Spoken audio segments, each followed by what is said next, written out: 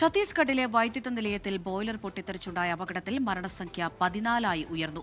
20 പേർ ചികിത്സയിൽ തുടരുകയാണ്. PR അരവിന്ദ് തുടരുന്നുണ്ട്.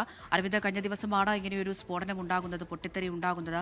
മരണസംഖ്യ ഇനിയും ഉയരുമെന്നാണോ കരുതേണ്ടത്? ഇപ്പോഴും 20 പേരിലധികം ചികിത്സയിലുണ്ടല്ലോ. അവിടുത്തെ പരിക്കേറ്റ പലരുടെയും നില ഗുരുതരമായി തന്നെ തുടരുകയാണ്. 14 മരണം ഇപ്പോൾ സർക്കാർ ഔദ്യോഗികമായി സ്ഥിരീകരിച്ചിട്ടുണ്ട്. അതേസമയം 20ഓളം പേർക്ക് പരിക്കേറ്റിട്ടുണ്ട്. ഇതിൽ പലരുടെയും നില ഗുരുതരം എന്ന് തന്നെയാണ് സർക്കാർ വ്യക്തമാക്കിയത്. അതുകൊണ്ട് തന്നെ വിദഗ്ധ ചികിത്സയ്ക്കായി ഇവരെ ഇപ്പോൾ റായ്പൂരിലേക്ക് മാറ്റിയിരിക്കുകയാണ്. ആവശ്യമായ ചികിത്സ ഇവർക്ക് നൽകി വരികയാണെന്നും എത്രയും പെട്ടെന്ന് തന്നെ ഇവർ സുഖം പ്രാപിക്കുമെന്നതും സർക്കാർ വ്യക്തമാക്കിയിട്ടുണ്ട്. ഇതുകൂടാതെ തന്നെ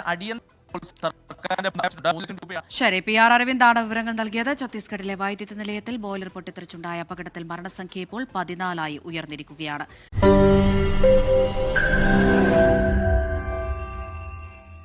ലോകത്തെവിടെയായാലും ഏത് സമയത്തും 24 വാർത്തകളും ഓഗ്മെന്റഡ് റിയാലിറ്റി പാക്കേജുകളും എക്സ്പ്ലെയിനറുകളും വിശദമായി കാണാൻ ഞങ്ങളുടെ YouTube ചാനൽ നിങ്ങൾക്ക് സബ്സ്ക്രൈബ് ചെയ്യാം.